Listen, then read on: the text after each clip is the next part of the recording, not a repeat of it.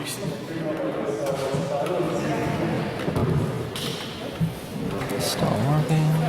so hello and welcome to the third ordinary meeting of the Literary and Scientific Society here at Queen's. My name is Matty, I'm the president this year, and this week we have met to debate the motion "This House would defund the police." But before we kind of get to what we've all got here for, we have a few announcements and a special little video that Ryan Henry, our events officer, was very insistent on that I made because I don't know whether you should clap this quite yet. But last week we had the idea that a certain intro would happen, and unfortunately due to coronavirus that was not possible. So the man that Ryan is made me film this video in my flat. I'm very sorry for slaughtering one of ABBA's finest songs, but here we go.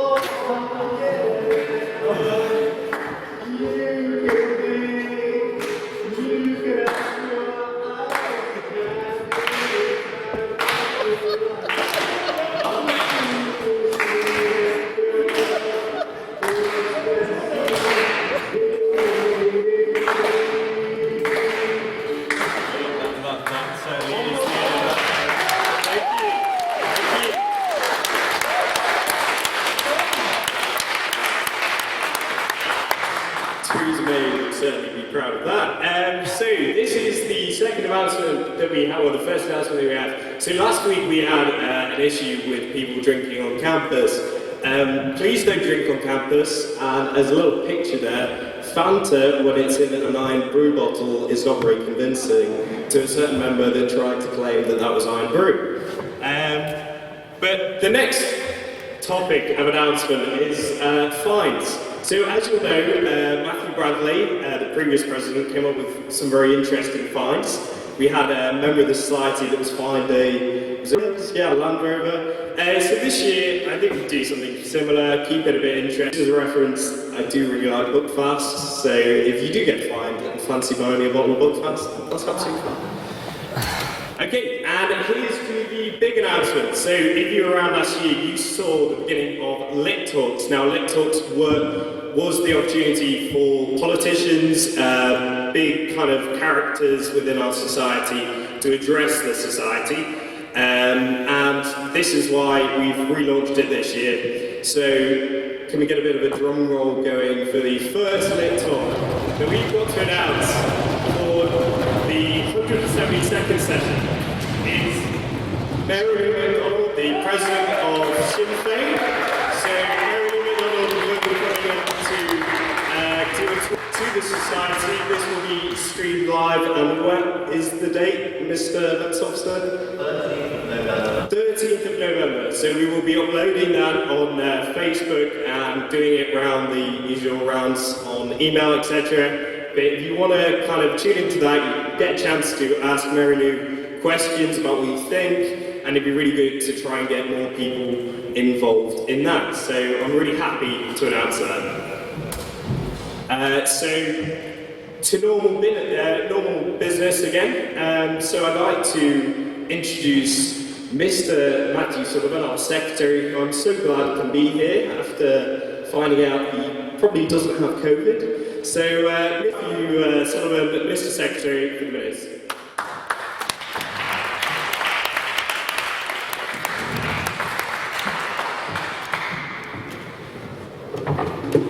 Yeah, if anyone saw me running in late, the story behind that is my flatmate the other day found out that he'd been in contact with someone who tested positive.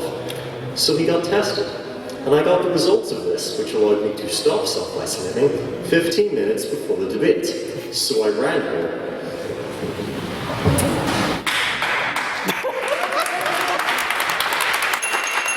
Your support means so very much. On the 1st of October 2020, the Literary and Scientific Society of Queen's University Belfast convened for the second ordinary meeting of its 172nd session. The meeting began, as usual, with announcements from President Matt Lee. That our charity fundraiser live stream of the US election debate raised a total of £217 for the Wellcome Organisation, and that we will be holding our first training session of the year on Wednesday, the 7th of October. If you're only finding out about that now, I'm sorry that you've missed it. A vote was held to confirm the appointment of a new member of the Literary Trust, which was passed unanimously by the House. These were followed by the reading of the minutes. Moving on to private members' business, we heard from Olga McSparrow, who asked the House who they believed had won the US presidential election debate held the previous night. Responses were heard from Emily Monroe, Ryan Hoey, and Ben Kelly. The general consensus of the House was that while nobody won, America had probably lost. We heard from Mark Gilmore, who asked the House whether they agreed with the government's current policies on COVID-19. Responses were heard from Amy Doherty, Keir Crozier, and Umar Ziad. And finally, we heard from Alan Connolly Galway, who asked the House's thoughts on the Irish Supreme Court's decision to rule that Subway's bread contained too much sugar to legally be called bread. Responses were heard from Ryan Hoey, Olga McSparrow, and Emily Monroe. This was followed by President's questions. Luke Holmes asked what the future of the Litterifics after debates at the pub was, which was answered with, "We're not going to the pub, but you can drink on your own." The vote of prior opinion was held with 22 votes for the proposition, 15 votes for the opposition, and 6 abstentions, meaning that the House did believe that billionaires should not exist. Speaking first for the proposition was Emily Monroe. She made the point that it is the gut instinct of most people to use the wealth they have to help others. She argued that a world without hunger is within our reach, except that billionaires don't care. She gave the example of Bill Gates, who obtained his wealth by monopolizing industries, driving out competition, and exploiting workers. She pointed out the hypocrisy of charities such as the Bill and Melinda Gates Foundation, which is little more than a publicity stunt, having no real effect on the sheer wealth that those people possess. Any charity work undertaken by a billionaire, therefore, is to make the public feel better about them being rich. Speaking first for the opposition was Keir Crozier. He accused the proposition of economic illiteracy and bitter resentment, arguing that global poverty had decreased rapidly in recent history due to the better use of resources available through capitalism, rather than through wealth redistribution. He argued that we all gain the benefits of the wealth of billionaires through the creation of jobs and the advancement of technology. He stated that while tax evasion is not acceptable, lower tax rates did result in greater overall tax takings. He gave the example of NASA being able to send astronauts into space on an American rocket again, because billionaire Elon Musk's company SpaceX developed the rocket that would take them there. He called for us to celebrate those who fund our public services and who obtained their wealth through hard work and tireless dedication, urging us not to give in to resentment or envy. Second for the proposition was Yasmin Sparks. She stated that while billionaires may pay 28% of the total income tax, they should pay more. She argued against the idea that billionaires will simply leave if they are taxed, because they have to live somewhere and pay their taxes there. She argued further that the fortunes of billionaires are built on the exploitation of workers who work in terrible conditions but do not see the full fruits of their labour. Given the example of Jeff Bezos, whose company, Amazon, could easily afford to provide good working conditions for its workers, but chooses not to in favour of generating a greater and greater profit. She also stated that while tax evasion is illegal, tax avoidance is an entirely legal and common practice that the rich can use by exploiting loopholes in tax laws that normal people simply don't have the wealth to take advantage of. Speaking second for the opposition was Shane McGuinness. He pointed out that 70% of billionaires are self-made and work their expletives off to get where they are today. He gave the example of his own father, who worked any job he could to provide for his family. He went on to say how his father had been inspired by a talk by Jeff Bezos to apply for a job at Amazon, moving on to better and better jobs in that company to provide a good life for his family. He argued that without Amazon, he wouldn't be speaking in that debate that day. He stated that billionaire companies are part of the solution to poverty rather than the cause because they create jobs. He argued that billionaires create products that we all use and love, like Netflix or Facebook or Amazon Prime. He asked if the proposition would support abolishing companies that create masks or other medical equipment. He concluded by saying that the restrict people's opportunities will destroy our economy. Speaking third for the proposition was Shannon Paley. In her maiden speech, she claimed that the opposition's statistics on billionaires being self-made were false, and that in fact 80% of billionaires were not self-made. She argued that while we may try to live up to the standards of a meritocratic society, the fact that such a large proportion of society will never see the opportunities necessary to become a billionaire demonstrates that we don't live in a meritocracy at all.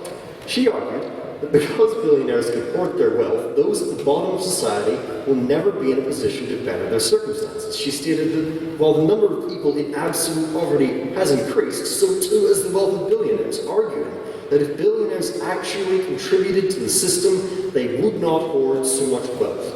And that it wasn't just that they shouldn't exist, but that if we had a truly fair society, billionaires would not exist. Speaking third for the opposition and concluding the debate was Ryan Hogan. He argued that billionaires, for the most part, gained their wealth through a series of voluntary transactions, earning their wealth by providing products which people voluntarily pay to possess. He argued that the wealth of these people demonstrates that they have actually contributed more to society than others by providing society with these products. He stated that the free enterprise system has incredible power to lift billions out of poverty, pointing out that the proportion of people living in extreme poverty has steadily decreased over time, and that this was down to the spread of free trade and property rights. He stated that billionaires don't just keep their money hidden under the mattress, and that, in fact, the money they hold in the stock market is used to invest in businesses and create additional wealth. Questions were heard from a man whose name I didn't hear, but I think it might have been Brock Moore. Please feel free to correct me if you're in the audience. They were also heard from Daniel Singleton and Aaron Backer. Finally, the vote on speaker ability was held with 17 votes for the proposition, 16 votes for the opposition, and 8 abstentions, meaning the proposition had it, and the motion that this House believes billionaires should not exist is passed by the House. May I take the minutes read? Aye. Thank you.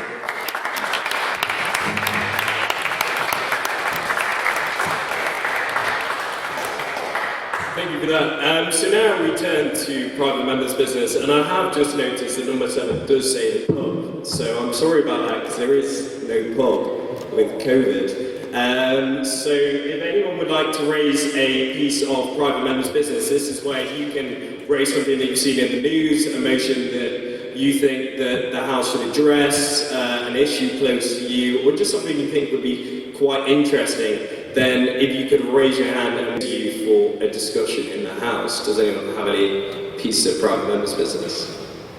Yes. Could you state your name for the minutes?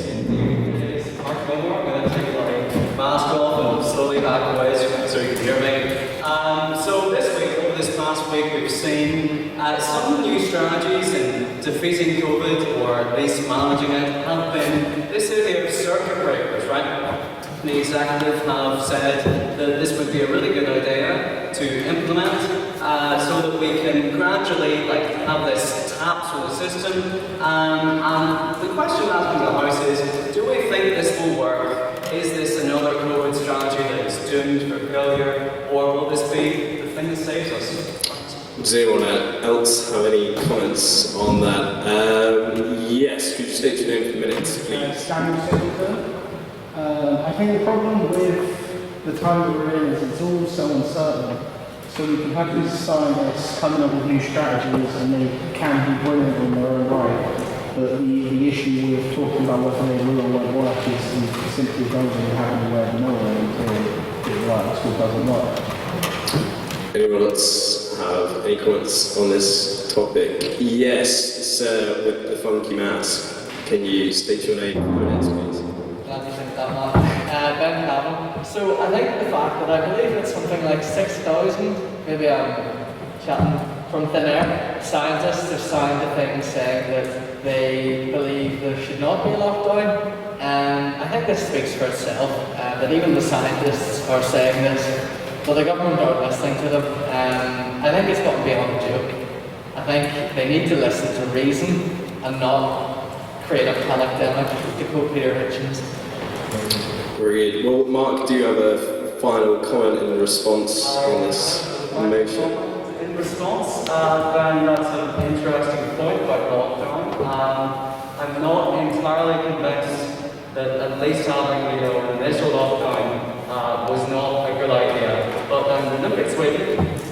Sweden had obviously had a big loss of deaths in their care homes for not locking them down properly initially. But then we're looking at them now, and what we're beginning to see is a little bit of returning back to normal. So maybe it was a good thing all along. We've yet to see. We've yet to see whether that is a long-term strategy which will pay off. But I think the House is false so far that circuit breakers are a good idea, and I'm glad of that. Very good, thank you, Mark. Any other piece of private members' business? There was a big debate last night, if someone fancies bringing that up. Yes, Mr. Ryan Hoey.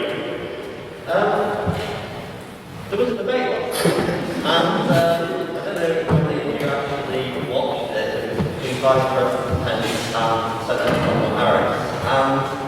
What are your thoughts on this debate, if anyone has actually bothered to watch it? The Vice President, maybe not the actual President. Does anyone have any comments on this?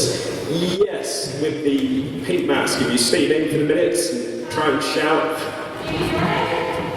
I think we can all agree that flying is a really good that debate.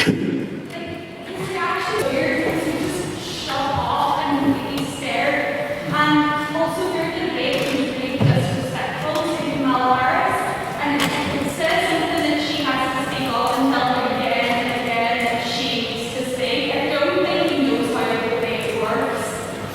Any comments? Yes, could you state your name for the minutes, please?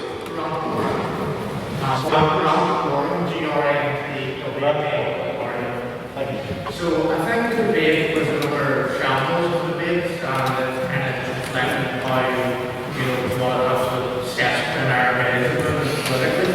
But at the same time, I think Pence is a much better indicator than Trump.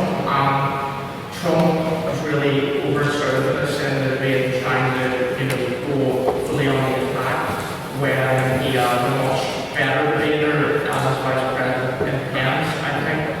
I don't know what strategy the Trump administration is trying to use. Why don't use, Pence more front and center of the campaign? He's a far better communicator. And I think, contrary to what the previous contributor said, I think Kamala Harris exudes a kind of almost this kind of arrogance or this. She's quite clearly out of her depth, in my opinion, and she's really came across based on not only her race but her. Any responses to that? Yes, Mr. Ryan Hoey. I generally agree with what the last speaker said in the sense that I think he easily won the debate. He was able to be on the offensive most of the debate, and Cameron was pretty much on the back foot. I don't know how much of a difference will actually make to the result of the election, because Biden is quite far ahead at this point, and it would take a miracle to win. But I definitely agree that Edison is a lot better communicator from Trump himself. And I think that if the Trump campaign had any sense, and that Trump had to start to self-isolate even longer, and then put Pence up. Very good. Yes, Mark Gilmore, final comment. Interesting thoughts on that. It's also interesting that Donald Trump, all these days, we all know that having contracted COVID has recently said just there now that he will turn down any sort of virtual debate with Biden. So, that very much puts it out in the cards whether another presidential debate will happen. So, I guess, just general despair that this is the level of debate we've seen so far, and it might not get any better. But, we have what we have. Very good. Yes, Mr. Umarzian. I'd just like to say I very much agree with Marjorie and the speaker before him, but I'd also like to just point out that the only thing that was really said of substance about Kamala Harris after the debate was that she was a woman of colour. I think that really this is the only thing that can be said about America. Still has a long way to go in terms of moving past identity politics, which is crippling their political debate and the debate everywhere. Well, does anyone actually disagree with any of the speakers that have spoken so far? Anyone would like to comment on it? No? Okay. So now we'll move on to President's Questions, but before we do that, I believe Jay Radcliffe has an announcement that I forgot to let him make. Excellent. Hello. Most of you probably know that I'm a tech officer because you can see me at the tech chair, but you might not know that I'm also the president of Dragon Slayers, which is the nerd society on campus. As such, I would like to cordially invite all of you to come along to any of our meetings. Just speak to me after the debate and I'll show you where to go. It's mostly online these days because, well, pandemic. But I wish you all the best in enjoying tonight's debate, and I hope to see you at Dragon Slayers.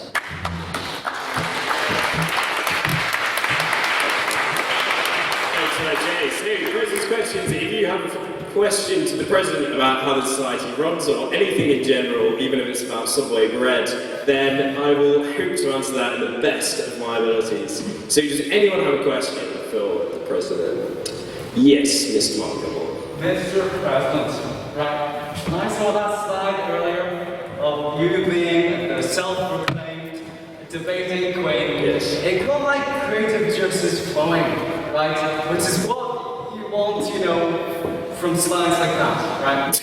And I propose to you a question, right? Since you are the self-proclaimed debating queen, right? Let's picture a debating kingdom. A bit like Disneyland, only debating land, right? What would your first rule of this debating land be? Your first proclamation to encourage the magnificence and dominance of debate? Of debating land, which is like Disneyland, but a lot more boring. My first rule of debating land, probably be no chinos. I'm not a fan of chinos. So that would be my personal degree. Sorry, James Orchin, you look very attacked there. But my second degree would probably be, after the two presidential debates that we've seen, it's probably, if someone tells you to be quiet, if you're listening to a moderator, they've said, "Thank you, Mr. Vice President, stop talking." I think that's something we should all do. If anyone else has another question for the President?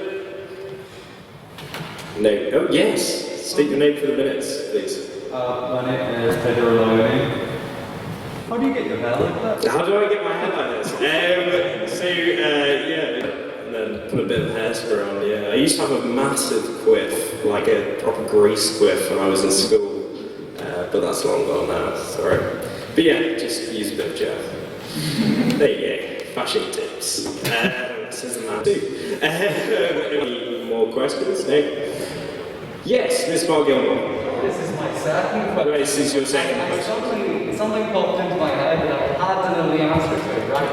Obviously, this week we are in the magnificent Great Hall. Yes. Right, I'm looking around these pictures and I'm thinking, what is your favourite picture? I know I have a favourite picture. It's that man in the hat who looks like he's got an afro, but it's really just a hat. And give a detailed explanation as to why.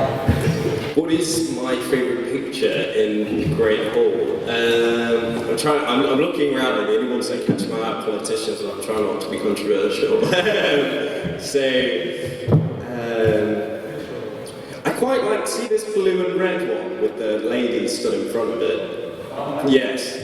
So I don't know if anyone's ever watched Man in the High Castle, but it looks very much like the flag of the freed Imperial Japanese states in America. So it's kind of cool. It's kind of like almost like a kind of sea and a kind of scorching sun or blood, depending on how you look at it. But there you go. Anyway, moving on from that. So. Now is the time for the vote of prior opinion. So this is the vote that we take now based on you coming into the hall without listening to any of our fantastic speakers about the motion itself. So if you do think right now that this house would defund the police, then all in favour of that motion, as things stand right now without listening to a single word, all those in favour say aye and raise your hand so we can count. Aye. Very good. 1, 2, 3, 4.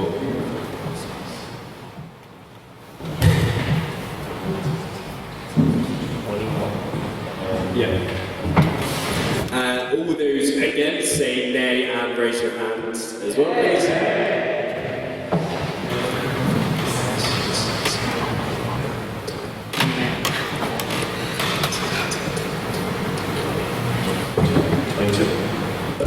Yeah, 21, but I trust your counting, everyone. Any abstentions, raise your hands and say meh. 1, 2, 3. Brilliant. Okay, so can we have the vote of prior opinion, please, Mr. Secretary? With 21 votes for the proposition, 22 votes for the opposition, and 3 abstentions, the opposition has.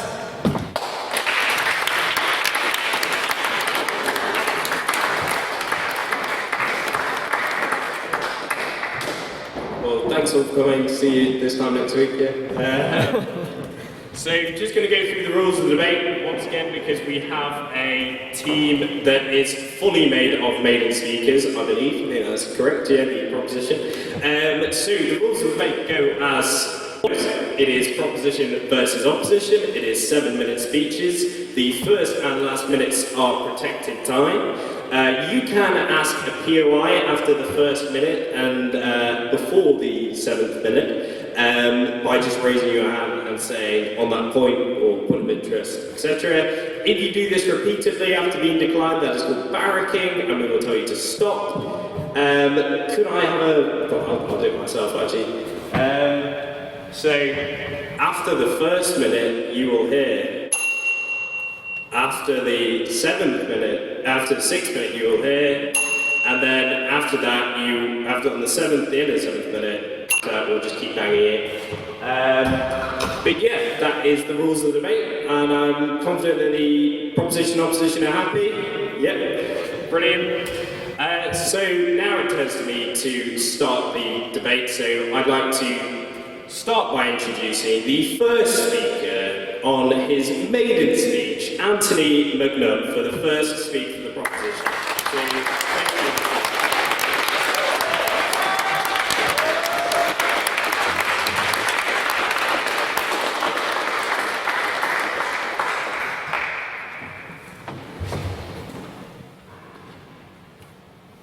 Just need to set up a stop time.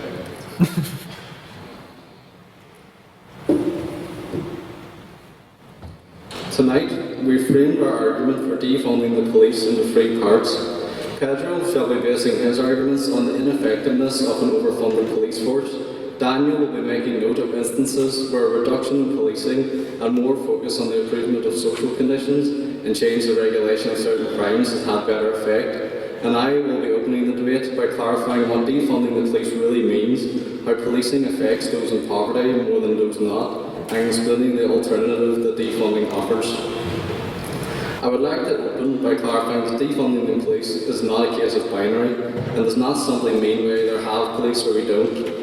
Defund the police is a call to recognise the real issues affecting the communities, the real causes of crime, and that the money used to throw police at societal problems would be better used to help the communities most affected by crime. This could be done through funding of education, housing, mental health resources, and general social services as a more humane, empathetic, and effective means of addressing community issues. In most cases, crime is a product of our social conditions, and research suggests that wealth inequality is one of the biggest contributing factors. Those of the low-income background are far more likely to commit and be victims of crimes of a personal nature, including theft, robbery, and assault. This is for the most part chalked down to the less opportunity to make a living or simply attain necessities in a law-abiding way. The likelihood you'll be more keen to sell drugs for larger criminal organisations may be increased by the threat of eviction when you can't find legal work, or the morality of choosing to steal groceries from a shop may be skewed when you have a child to feed, especially when you can barely afford to feed yourself. Yep. Do you not think you're excusing these criminals from a level of personal responsibility, considering the whole relative majority of people from poverty do not go into life? I wouldn't agree. It's not a case of morality, it's a case of rooting out the issue. So if you see that it crops up in areas of poverty, you address the poverty to remove the issue. There are crimes, however, that are more common for people of higher income status to commit, such as fraud, but the difference here is that police are not responsible for addressing these crimes in the same way that they are for the crimes more often committed by the poor. In fact, in the United States, adults in poverty are 3 times more likely to be arrested than those not in poverty, and those earning less than 150% of the federal poverty level are 15 times more likely to be charged with a felony. This is where the issue of over-policing develops. Hotspot policing, the strategy of focusing police resources in higher crime areas, and zero-tolerance policing, the belief that reducing punishment for minor offences such as drug possession increases the likelihood of larger offences to take place, have been prevalent policies in policing institutions for decades. Although hotspot policing has been proven to reduce crime, these two policies in unison are detrimental to the areas where they are largely implemented. The US currently has 2.2. How is reducing crime meant to be detrimental to the area in which hotspots happen? I'll get to that. Does it not improve social conditions to increase law enforcement presence? No, I'll get to it. The US currently has 2.2 million people incarcerated, almost half of which, 836,000, are for non-violent drug offences. A number of laws in 187 cities across the US have introduced laws effectively making it illegal to be homeless, such as bans on sleeping in public areas, sleeping in your vehicle, begging and loitering, and even 9% of these cities outlawing sharing food with homeless people. Over 25% of all homeless in America have been incarcerated for crimes related to homelessness, and as well as this, being homeless makes you 11 times more likely to be incarcerated, and being incarcerated makes you 10 times more likely to be homeless, creating a vicious cycle. The UK also has significant arrest numbers for petty crime. In 2018, 69% of those imprisoned in English and Welsh prisons were for non-violent offences. These policies have visible impacts in the communities to which they are applied. If a significant number of parents, for example, are absent from family homes, it will impact their children with issues ranging from a drop in performance in school to destability from a lack of potential source of income, further perpetuating the poverty from which it stemmed and potentially the cycle of crime. So what are the alternatives that the defunding of the police argument calls for? In 2020, the total spent on policing by the top 5 American cities with the highest police budgets was $10.5 billion. Advocates for defunding the police would much rather see the money used to excessively police American towns and cities spent instead on improving the lives of these communities by extending a helping hand to those that need it, rather than handing out punishments to those with the odds of failure stacked higher against them than that hold them. Instead of arrest those struggling with the burden of drug addiction and imprisoning them in a horribly violent environment where they will likely access the same drugs that have caused their problem in the first place, defunding of the police would advocate for investing this money in support services for recovering addicts and the intervention of youth workers and social workers that would work to help keep young people in the community away from the gangs. Somebody says. Yeah.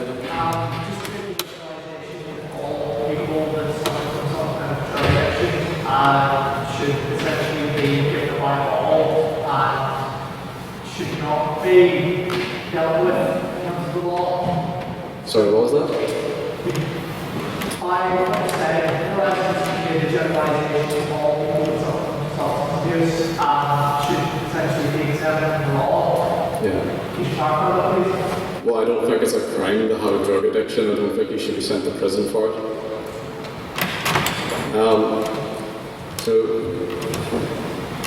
I'll just repeat that sentence, sorry. And also the intervention of youth workers and social workers that would work to keep young people in the community away from the gangs that distribute these drugs.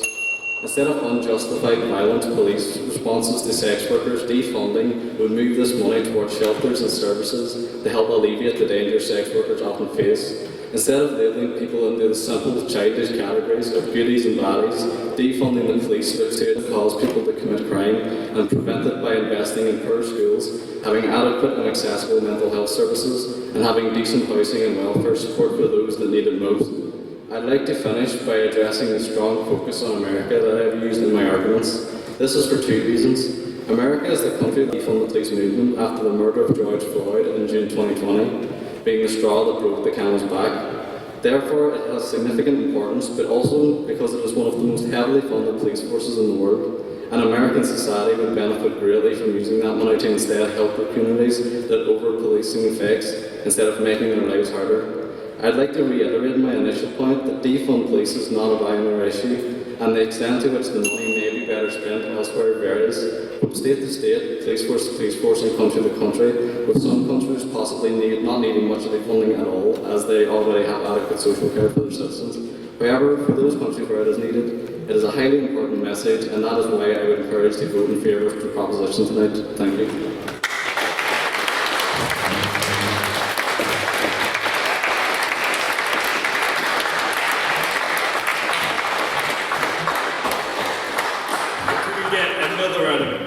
What was an absolutely fantastic main speech.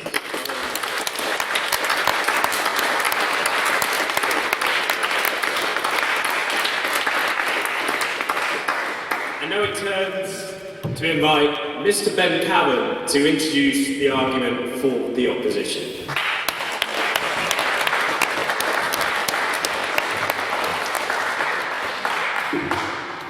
Ladies and gentlemen, we as the opposition are here tonight to oppose this motion absolutely.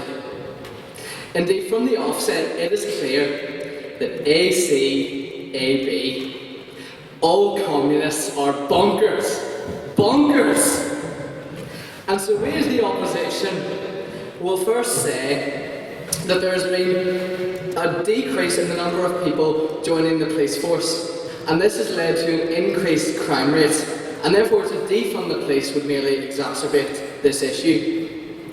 Also, it is clear that defunding the police would also decrease the level of training available to police officers to combat the societal issues which the proposition have raised.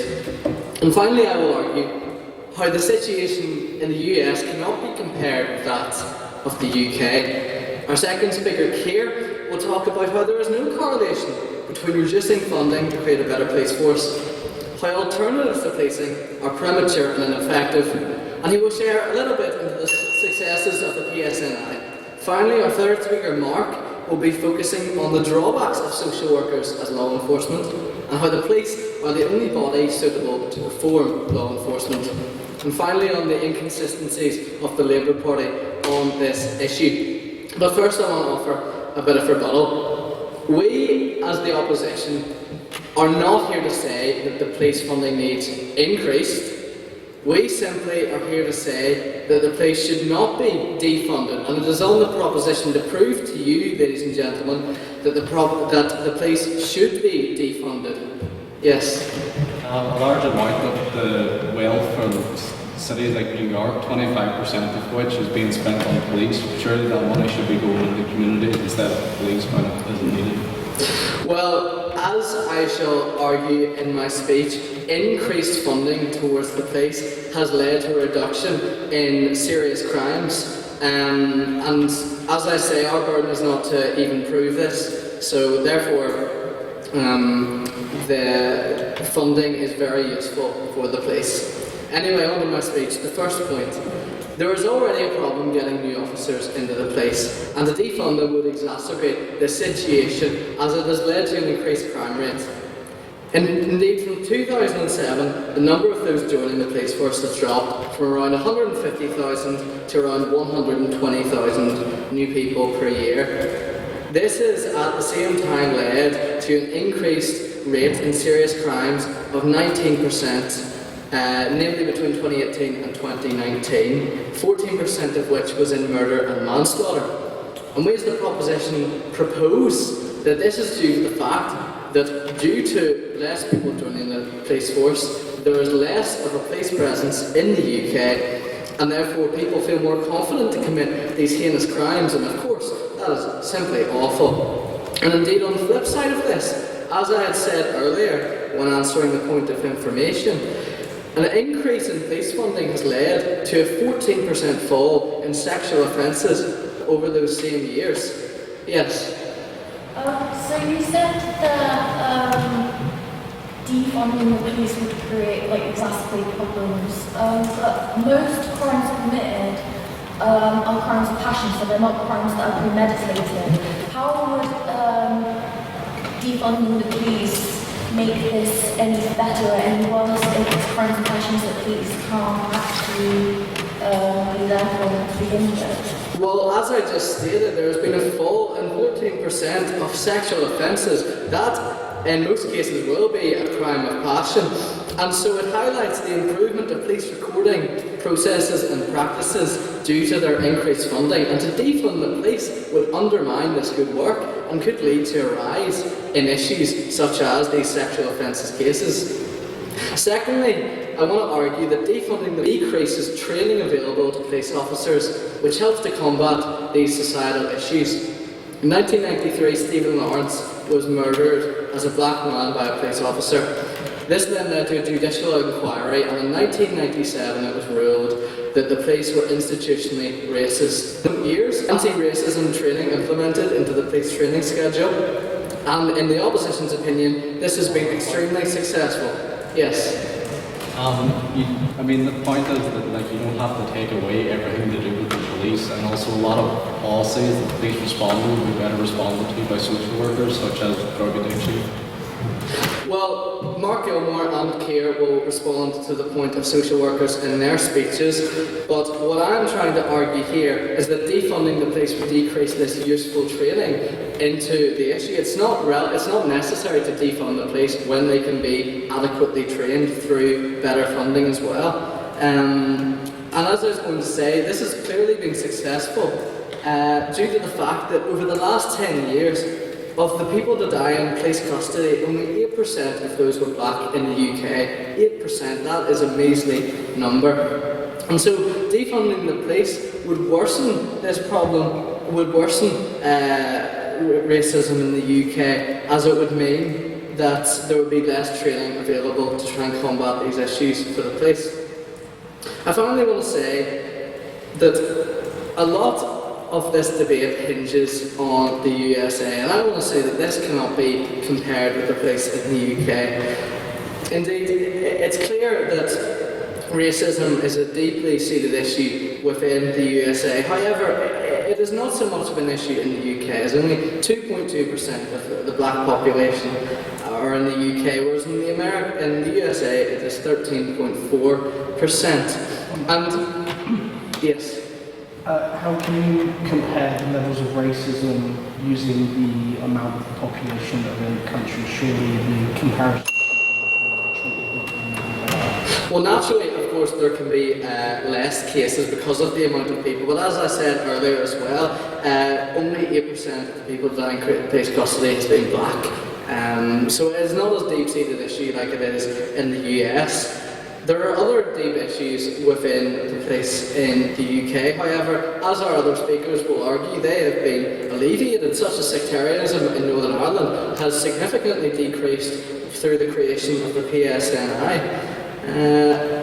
And so it would seriously be far more of a harm than a good to defund the police, as it would mean that even less officers would join the police, which, as I said, would directly increase the crime rate. It would also mean that there would be less training available to alleviate these issues that the proposition have talked about, as the police will not be trained on them. And so it is your duty, ladies and gentlemen, to vote against this motion. Defunding the police is simply wrong. Thank you.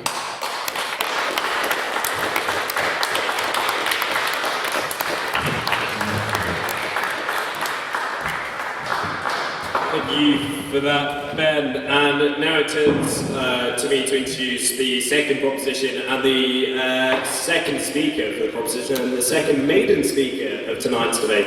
So I might get your name right. Is it Pedro Leone? Please welcome Pedro Leone, one of the great speakers.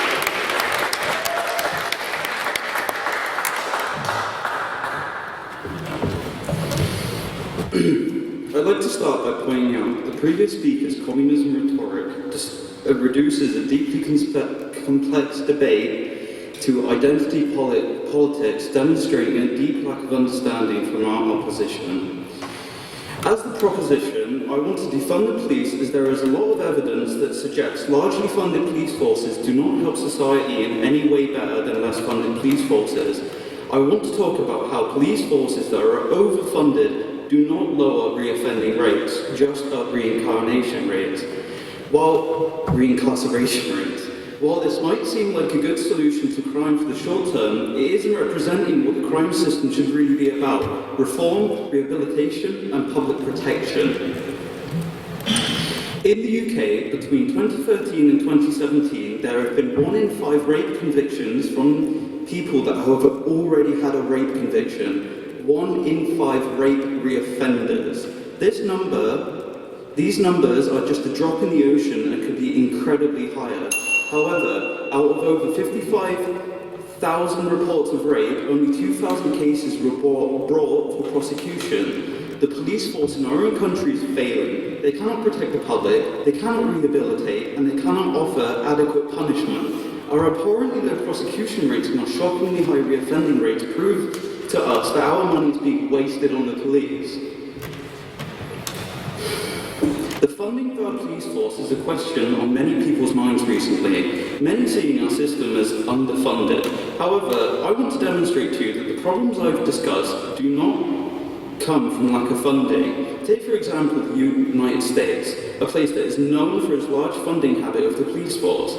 Out of every 1,000 rape reports, only 11 are put before prosecution. Their reoffending rate is about 39%. The difference in the UK's and the USA's funding of the police is astronomical, yet both are extremely similar in how badly they have failed in protecting the public and offering adequate punishment. The issue is not that the police forces need more money to operate, but that they need their funding stripped back and put into other areas that will tackle the problems that the police are failing to solve.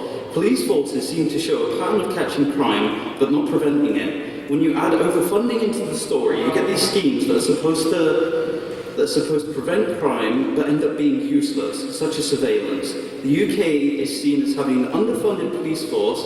However, they are putting time and money into building CCTV systems around the entire country to help prevent and catch crime. However, as stated from the College of Policing in the UK, CCTV has no impact on levels of violent crime and little evidence to show it helps in all other crime. You frequently made the point about how the police aren't good at preventing crime. I would use the example of PC Keith Palmer in the 2017 Westminster Bridges Act, who died in the line of duty and prevented further loss of life. 6 people died and 49 people were injured at the hands of How do you seriously justify that a social worker with a clipboard would be better at preventing crime than a fully trained policeman on the street? Because this person mentioned wouldn't be managed by a social worker. They'd be in a place that is specifically trained to handle them, not a social worker. Maybe they'd be handled by a social worker now because they're so underfunded, but if we took money away from the police and into areas that can properly help rehabilitate these people, they'd be better off.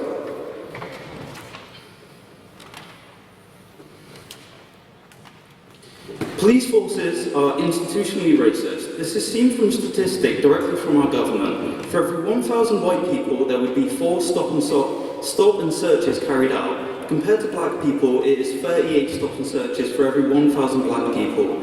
In 2019, knife crime offences rose 11% due to an increase in targeted police action with an increase in stop and searches. This is clear institutionalised racism, as black people are more likely to be stop and searched, which leads to them having more convictions put on them, forcing them into a criminalisation of being black. This could be explained by bad characters in the force. It could also be explained by police training. With funds being cut, they would be forced to better their own training and be way more selective of who can actually be a police officer. Defunding the police will reduce racism that is clear in our police system. If they were defunded, their power will reduce with it also. Their urge to reach targets to make statistics look good will also be reduced, and so we can stop the cycle of stop and searches being based on decriminalisation and decriminalise being black. This funding can go into other systems to actually make a difference to people's lives in a positive way instead of a negative way that the police create. Reducing funding, reduce racism and reduce the desire to head to democratic targets. What happens to that? What was the last part, sir? To reduce racism and reduce the desire to democratic targets. What happens to that if these duties are through? Because with the funding they have now, police are forced to hit statistics and rates, otherwise they'll lose their funding. If we strip away their funding, they're not going to be hit with monthly meetings saying, you haven't caught this many people with knives, you haven't caught this many people doing this crime. You're not going to need these stupid stats to keep your funding. If you give them the funding, let them keep it, train them properly, they're going to prevent crime without the thought in the back of their head that they're going to lose their job because they're not catching enough black people on the streets.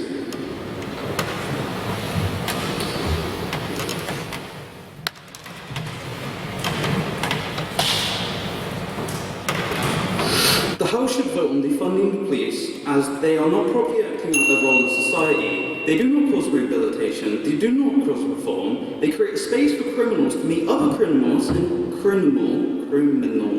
share knowledge. This isn't the system that anyone wants, and it certainly isn't the system that was in idea when it was created. Whether overfunded or underfunded, forces aren't efficiently acting out their job roles, protectors of the public and upholders of peace. As of now, their money is being used incorrectly, so it should be taken away and put to services that actually have the public's best interest in mind.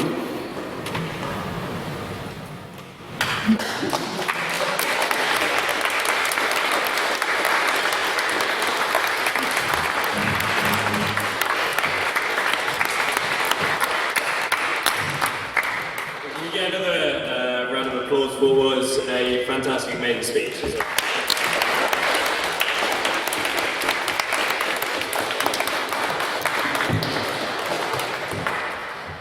And now it turns to me to invite Keir Crozier to continue the argument for the opposition. Thank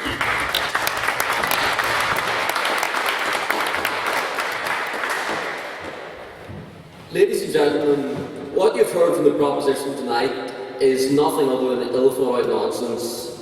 It is an idea which less than a year ago was supported by nobody from the left or the right. Indeed, from Mansey's opposition, the Labour Party was quite right to criticise cuts to police funding when it did. as all this results in is a rise in crime and the diminishing of the peaceful state of law and order which we all desire. I'd like to address a couple of points made by the proposition. I think they've got a fundamental misunderstanding of what the role of the police actually is. They talked about people being incarcerated for petty crimes such as drug possession. Well, that's an issue for the courts to sentence them, not for the police officers who just catch the criminals. Similarly, criminal reoffending is not an issue for the police, but one for the prison service. CCTV, they talk about as well being ineffective, but that's not largely installed by the police, but rather than private property holders. I think there's an issue of going after the wrong target here.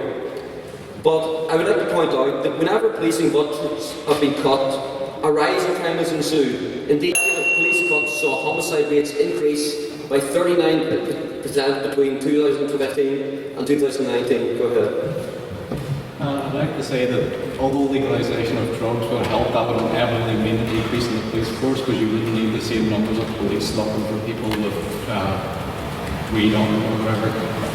Well, it wouldn't necessarily mean a reduction in the police numbers. Maybe police officers could be reallocated to other crimes. I mean, for example, currently only half of burglaries are even investigated in this country. We could redeploy those officers into investigating those crimes rather than cutting them.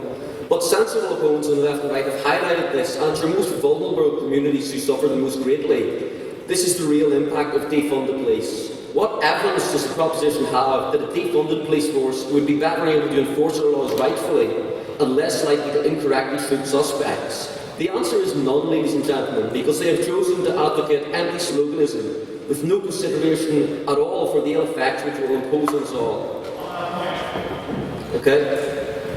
Surely you say that defunding the police or defunding the police has no restrictions of innocent people where all the police forces in the world. How can you make that? Sorry, say again?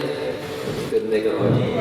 Despite being one of the highest rates point that defunding the police would lower, would increase There was no evidence to suggest defunding the police would reduce the number of people being shot.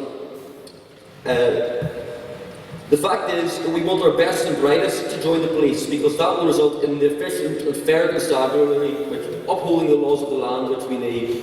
The best way to do that is by properly funding our police, by giving them the equipment and training they require to do the job that we require of them.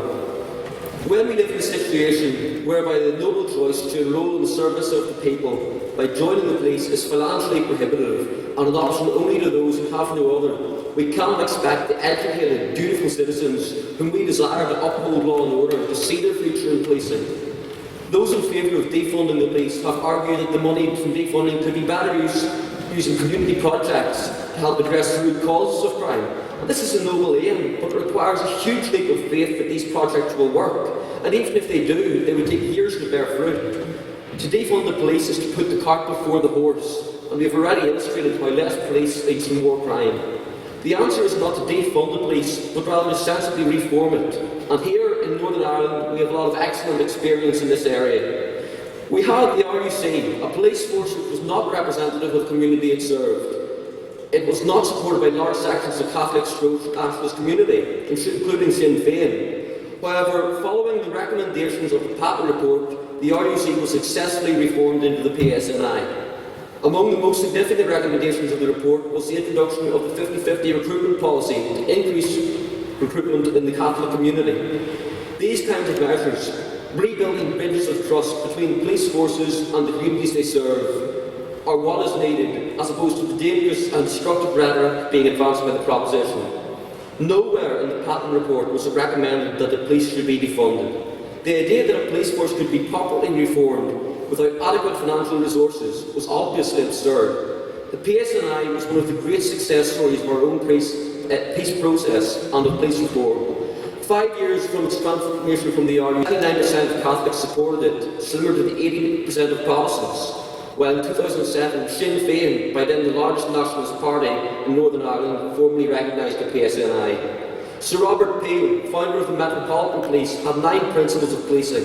I don't have the time to give you them all tonight, so I'll offer you a second, which seems the most relevant here. And that is to recognise always that the power of the police to fulfil their functions and duties is dependent on public approval of their existence, actions and behaviour, and on their ability to secure and maintain public respect. I think, taking that into account, at the time we meet with appeals firm approval. This success offers a blueprint for the reform of policing in divided societies, and shows what can be achieved through sensible measures which address the real root causes of their problems. Indeed, it offers more than a blueprint. It offers hope, because this hope cannot be realised without proper funding in place. When our education system fails to produce the outcomes we desire, we don't call to defund schools. Similarly, with our healthcare system, we don't call to defund our NHS. To the contrary, we see it as a sign that more investment is required. Why should the police be any different? Ladies and gentlemen, do you want the rule of law or the rule of the mob? Do you want order or do you want anarchy? Do you want to heal the wounds of society or do you want to exacerbate them? I have every faith in the intelligence and the fine character of the good members of the Literative, and hence, each of these questions you will have had no hesitation in answering the former, and therefore your choice tonight is clear. You must reject the motion and vote with the opposition. Thank you.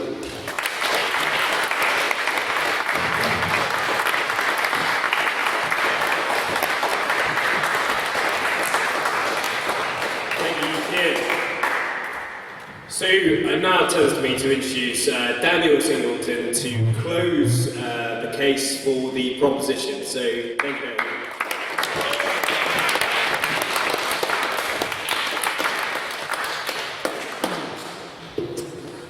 Okay, just to start, I want to address some inconsistencies and some falsities that our opposition has tried to sell you tonight. I'd first like to address the question of personal responsibility that was brought up as a POI by one of them, I don't remember who.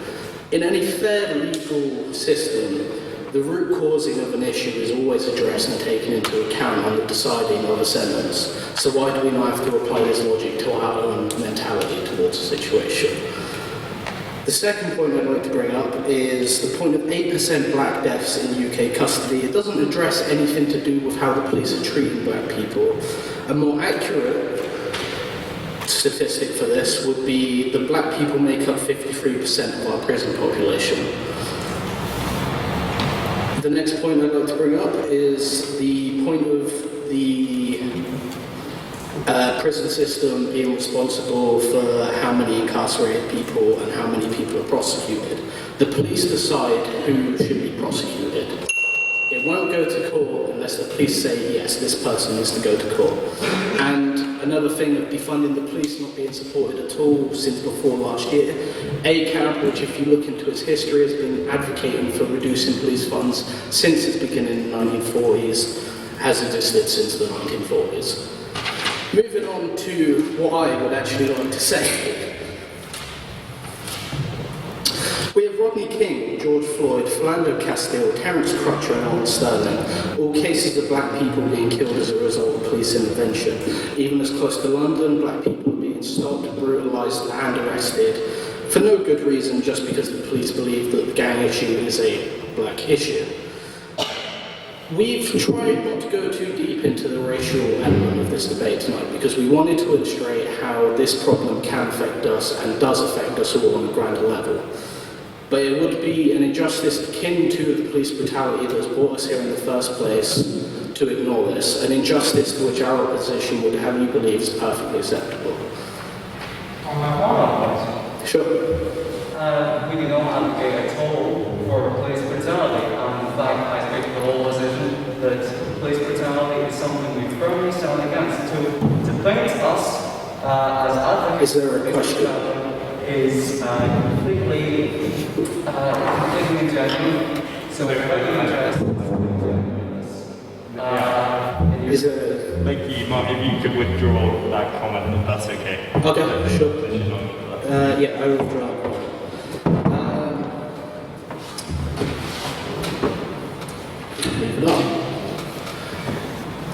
The most disheartening thing about the situation we're in is the change is possible and change has already been enacted, because defund the police doesn't mean remove the police. And our opposition has tried to push for the idea that we would be for removing the police entirely, which is not what defunding the police means. If you look at Norway, who still has a prevalent police force, they're just not heavily funded like the US and the UK, Between 2002 and 2014, with a population of 5.4 million, there was 33 shots fired, including warning shots, and only 18 injured total within 14 years. The US alone in 2015 had 1,146 shootings, leading to deaths, which doesn't include warning shots or injuries, which, sure, went in front. One there, Norway, apparently very small. Well, actually, yeah, if you look at Colorado, which also has a 5.4 million population, basically the same population within about 100,000 of Norway, they killed 32, ignoring warning shots and injuries. So with the same population, Colorado's police treatment has led to more deaths than even injured in Norway. Norway's reoffending rate again is 20%, whereas the US reoffending rate is 43%. If you move on and look at Portugal's decriminalisation of drugs usage, shifting their focus on police intervention more towards rehab and treatment, you see a massive drop in drug-related deaths and crimes from 104 cases per million in 2000 to 4.2 in 2015. They shifted their language and attitude away from dirty junkies to drugs are evil, and as a result they took funding away from police criminalising people and moved it more into social services and social care of their people. Yeah. Can you speak to references to countries that are isolated and largely ethnically homogenous? So the racial tensions that are prevalent in America just aren't present in those countries, so I think that is wrong in that much. Take it to the example of coming away from the police, but I think this is very direct.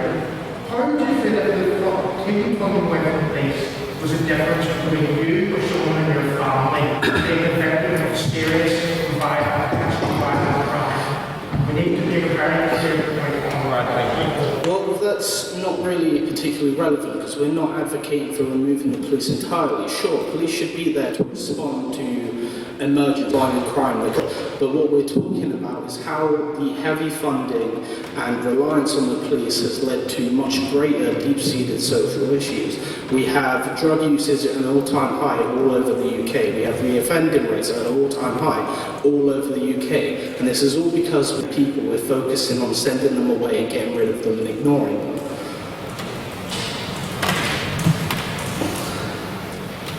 As of 2016, the mortality rates of deaths relating to drug usage here was around 110 million in just people in under 20s. That's us 2 years ago. And it's still around 99 per million in 30s to 39. This is higher than Portugal was before they enacted their drastic change in their system that actually worked. Today, we're not advocating for removing the police, we're advocating for shifting our focus socially away from criminalising people and away from demonising people who are just a product of their environment. Remove the police. We want to take away their power to destroy people, because that's what they do. They destroy people, they send them away, they cart them off to prisons, where all you really learn in prison is how to get better at doing crime, and then you come back out and you're doing it again. If we focus more on mental health practices, social care workers for adults and children, we can address these issues at their root cause. We can lower drug usage, we can lower crime offending, we can lower robberies, we can reduce the problem that we are now facing. Institutional racism is evidently, and it is obviously a big factor of what we're talking about tonight, but it is not the root cause. The root cause is our focus on taking anyone who commits a crime and telling them they're not human. Thank you.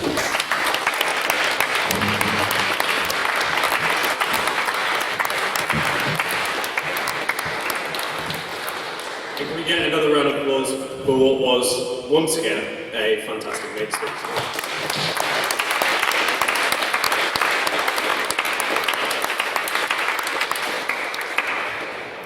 So now it turns to me to introduce a man that we all know, Mr. Mark Gilmore, to conclude the argument for the opposition. So, Mr. Mark Gilmore.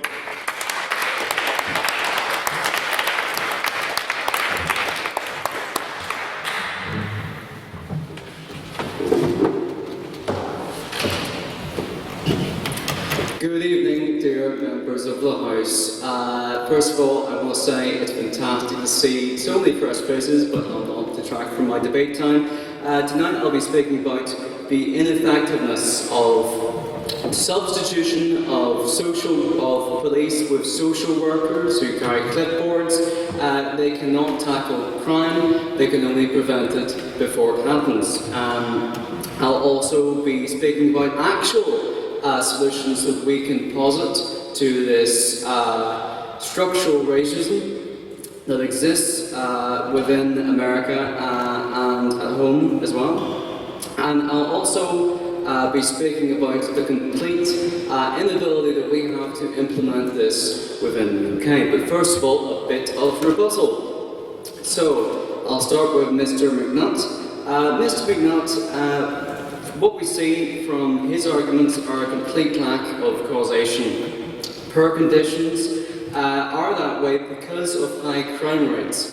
How you tackle high crime rates? You tackle them by lowering them through law enforcement.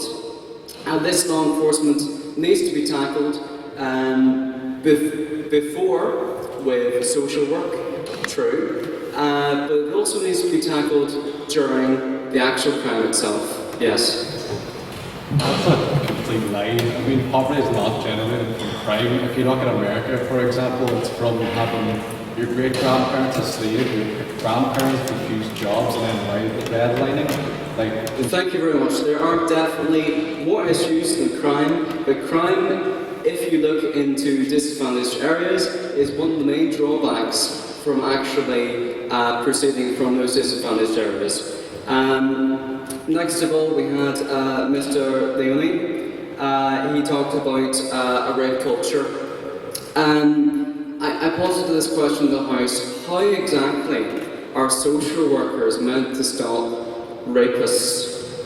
How exactly are social workers meant to stop rapes? How does that work? How does it work? The therapy is meant to stop rapes before they happen. These people need to be convicted, they need to be prosecuted, and they need to be behind bars. This is how we tackle rape culture. It is not through clipboards, it is not through bureaucracy.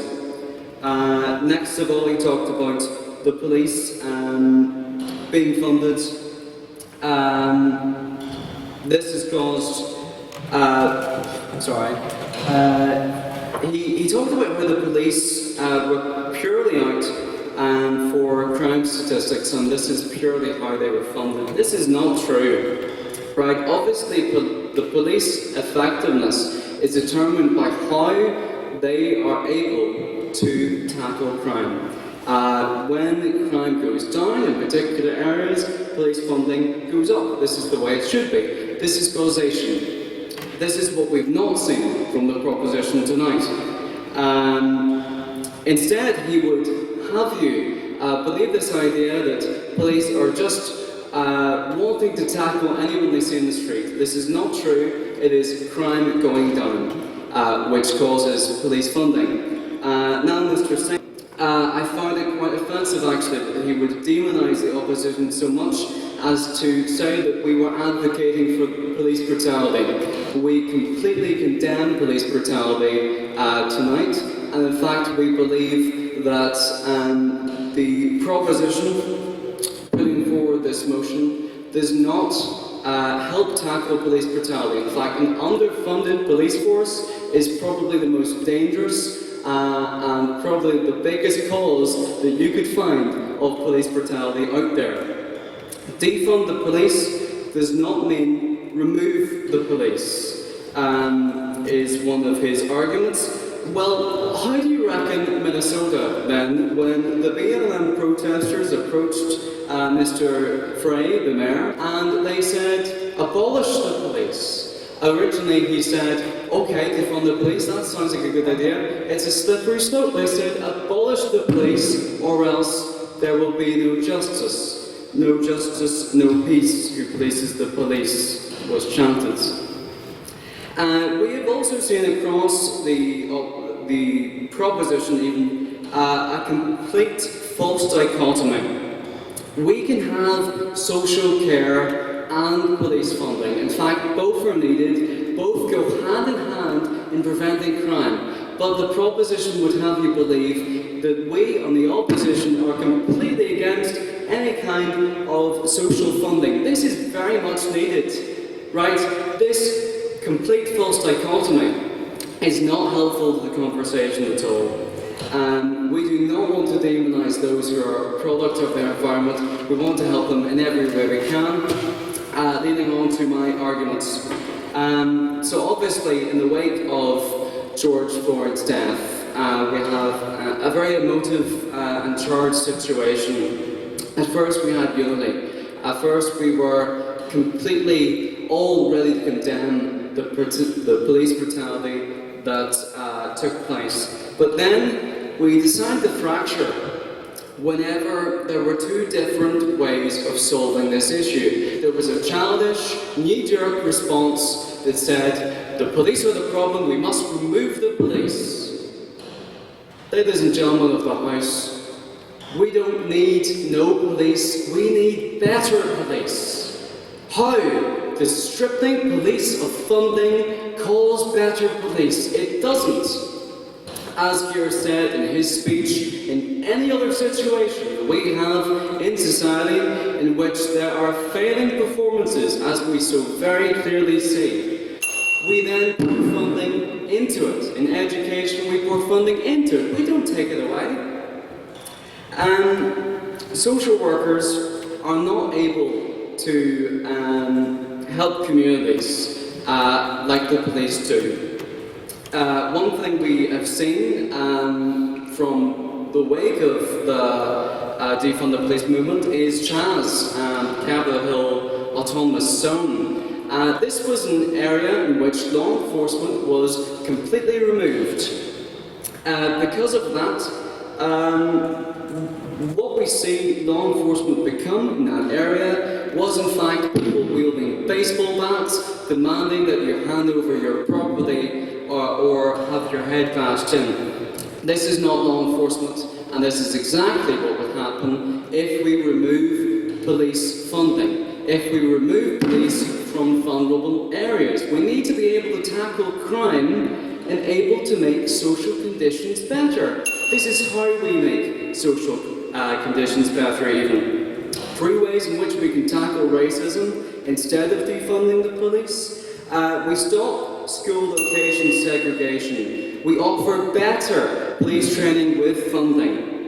And we have more of a police presence to tackle crime and inequality in our communities. So that is why, ladies and gentlemen, I beg the House to oppose this motion tonight. Thank you.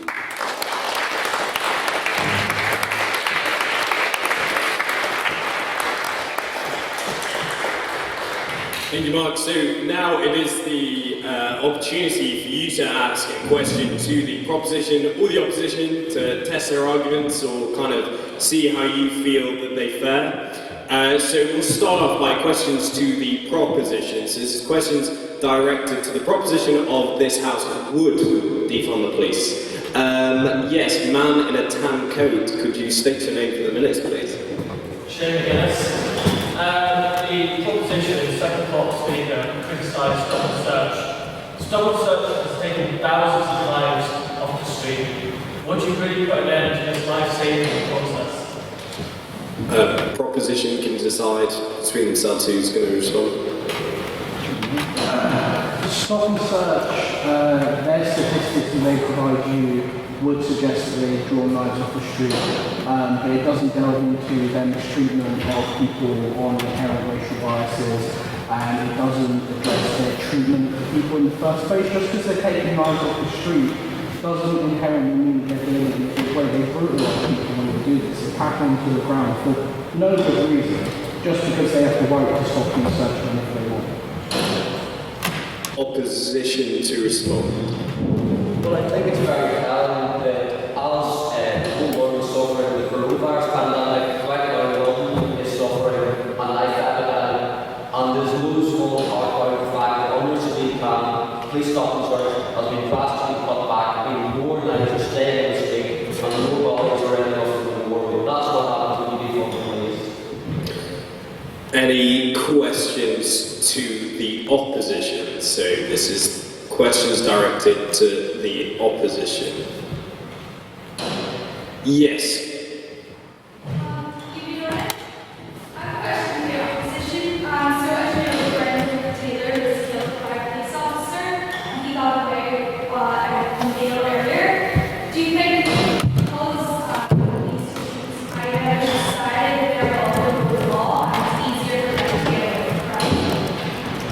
Choose between yourselves who you want to respond.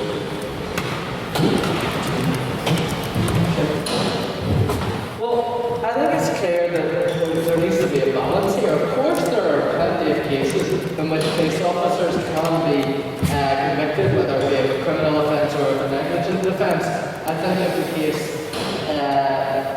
of trying to remember my name. I don't know, but there's plenty of cases in which police officers are convicted. But if you were to take the opposite approach, that police officers should easily be convicted of crimes, that will lead to flooding in of claims to the courts, and that will overpower them and overwhelm them.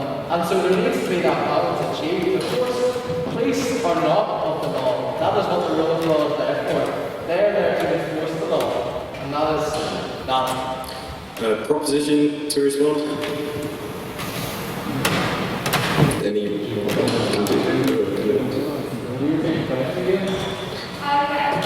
was talking about murder and how the police got away from the other perspective. Is the police, do they get away with crimes easier, or do they think they're all I'd say it's very clear the case of Americans, especially due to often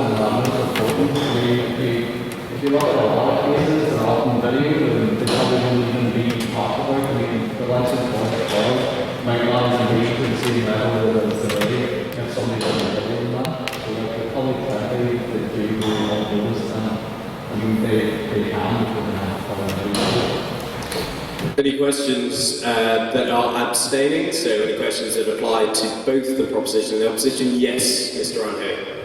I actually have an abstaining question.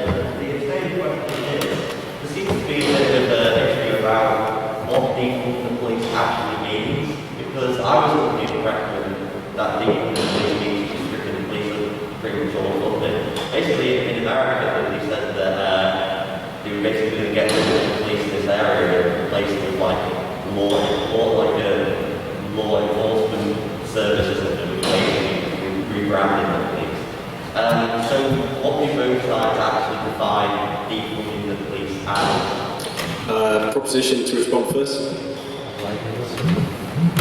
So defunding the police and abolishing the police are two. Could you stand when you answer the question? Defunding the police and abolishing the police are two different arguments. The argument to defund the police is not to get rid of them entirely and restrict what they can and can't do. It's more to take away their resources, their abundant resources they have, move them into places that have less access to resources, which will, one, force the police to focus their training and limit how many people they can do, so they will inherently therefore focus more on taking tests and progress, as the opposition has suggested they should do.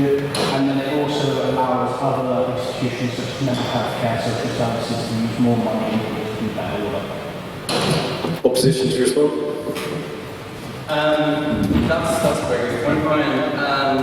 As we saw at the start, I don't believe the proposition fully defined what they're going for, so I'm glad they have now. We have redefined this motion from what they were saying as, well, of course, you know, it initially starts as a defunding of taking resources away from the police.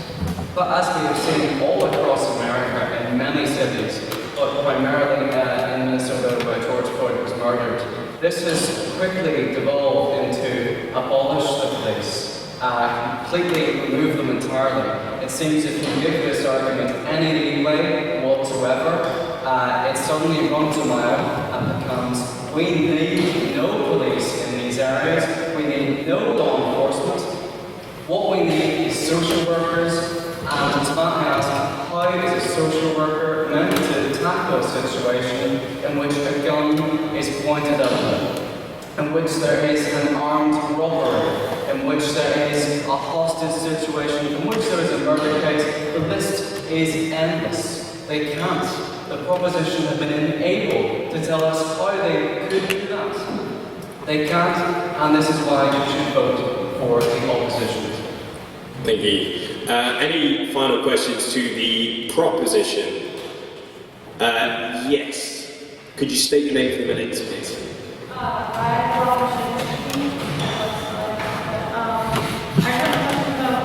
If we take this money from the police, in what world would there be enough money to take from a police service that can fund all of these rehab centers, social workers, and also hire all this staff for the population that is in most of these larger cities?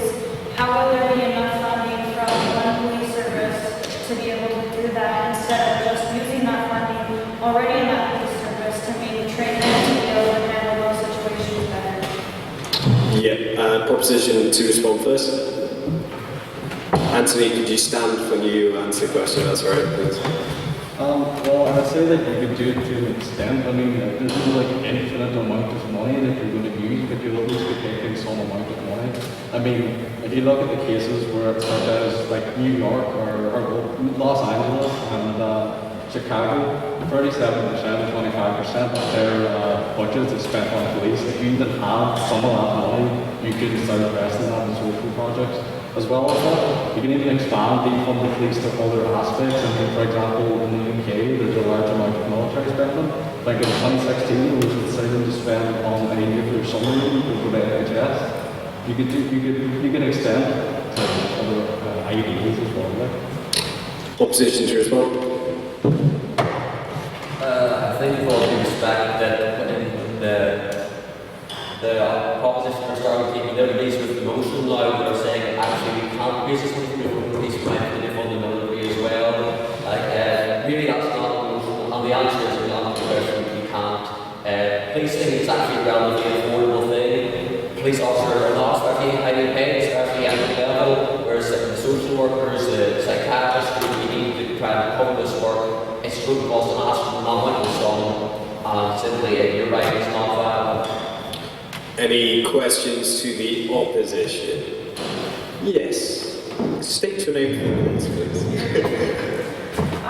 I noticed that there's a lot of focus on social workers and how they wouldn't help in criminal situations, but surely, for lack of a better term, not motions and clipboards in the gunfight, and social workers should be sent to things like mental health checks, which has been known that police are not trained to deal with. So why not acknowledge the multitude of social issues that a dispersing of funding would help, such as safe injection sites? Opposition to respond. Tara, thank you for your question. It's a very good one. No, of course, we don't think that the proposition are advocating for sending a clipboard to a gunfight. But neither are the opposition arguing that we cannot have both police funding and social care funding as well. This has been a complete false dichotomy posed by the proposition this evening. As well, in poor areas where there is higher crime rates, time and time again, in fact, there have been no situations in which taking away law enforcement has not exacerbated criminal activity to just astronomical levels. The proposition has been completely unable to present us with any situation in which taking away police and law enforcement funding has led to less crime rates. And that is why the police deserve their funding, because they produce results that clipboards can't. And clipboards should only be used in preventative and rehabilitative circumstances. Thank you. Proposition to respond. Yes, I think the question asked actually addresses quite an important misalignment that's occurred between our argument and the opposition's response. So we are arguing, and we've shown the example of Norway, Portugal, shifting their efforts away from police action into prevention as a root cause of social services, mental health, drug rehabilitation, and they have successfully managed to create better statistics in terms of crime, reoffending rates, in terms of drug deaths, in terms of crime in general. And the opposition tries to believe that we can't produce some evidence of this happening when I've just explained to you and explained to you during my speech to Portugal and Norway where it did this. Even as close as Scotland, they made a similar approach and was successful and they actually have a statistic for it. So there you have it. I don't know why the opposition is trying to have me believe that we have no idea what we're talking about, trying to mislead the social services and other institutions who fix the problem they can't solve when they in fact actually can. Thank you. Final question. If anyone has an outstanding question that can be applied to both the proposition and the opposition, yes, could you state your name for the minutes? Really, it seems to me that the science been basically using what the proposition saying, well, what if we spent the money on X, Y, or Z? What the opposition said, well, what if we reformed it and what if there were no bad cops or some other authority to that effect? And really what I would like to ask each side of the word individually would be for the opposition. Can we give us actually an example of a nation that is a comparatively large side, we can say that in the UK, as opposed to some middling-sized European nations such as Portugal or Norway, where actually these policies haven't been in effect to which going to turn, which have resulted in actual results until the situation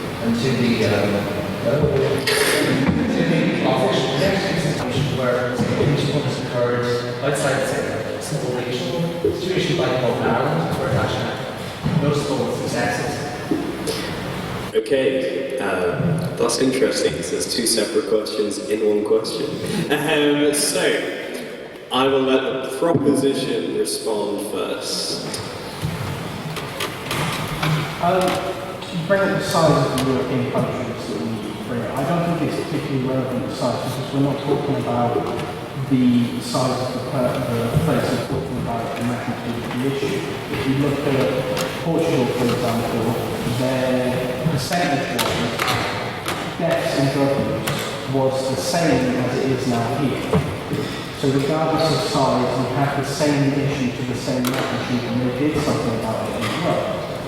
And regardless of that, you even have Scotland, who did a similar thing to what Portugal did. I don't know the exact statistics, but what they basically did was took their focus away from police sending drug users and heroin addicts to prison and putting more funding into rehab centres and safe places where drug addicts could go.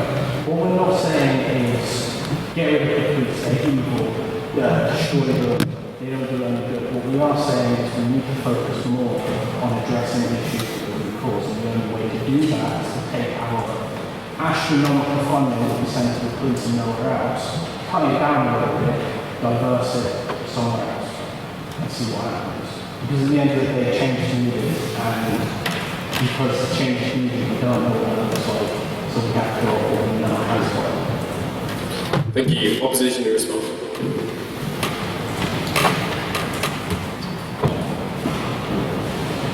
Okay, I guess James, can I just repeat your question? Just sorry, I didn't quite catch it the first time. No, I just know that it's an example of another moderate or large side which is actually opposed to the police forum that's actually led to digital success and not using more of that language is, like small regional example. Fair enough. Perhaps too small. Off the top of my head, major reform? No. But what we do know is that when more funding is pumped into police, we see reduced crime rates. And that to me, I'm a simple man, I see simple results, I go for it. To a certain extent, we need to apply Occam's razor here. And what I will say, in response to the opposition, those examples that they raised really have very little to do with the police at all. It is very much to do with social care in Norway, whereas in relation to defunding the police, not so much. We can do both. We can fund the police and also fund social care institutions to rehabilitate our criminals and to prevent criminal action as well. Thank you. So now it turns to the vote of speakerability. So this is the vote based on what you've just heard. Who gave the most convincing arguments? This might not necessarily be your own view, but who you think personally won the debate, whether it's the proposition or the opposition, based on their speeches given tonight. So, all those in favour of the motion, so all those who agree with the proposition that this House would defund the police based on the speeches given tonight, and that's it. Raise your hand and say aye.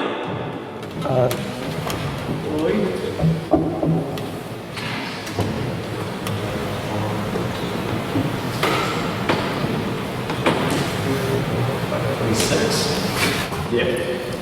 And all those who agree with the opposition, so vote down, believe this House shouldn't defund the police, or wouldn't defund the police, say nay and raise your hand. Nay.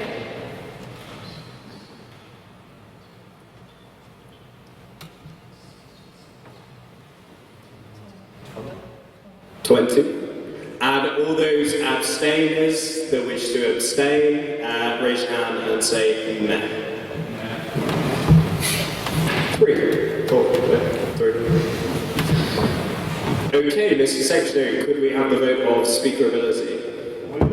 26 votes for the proposition, 20 votes for the opposition, and 3 abstentions. The proposition has it.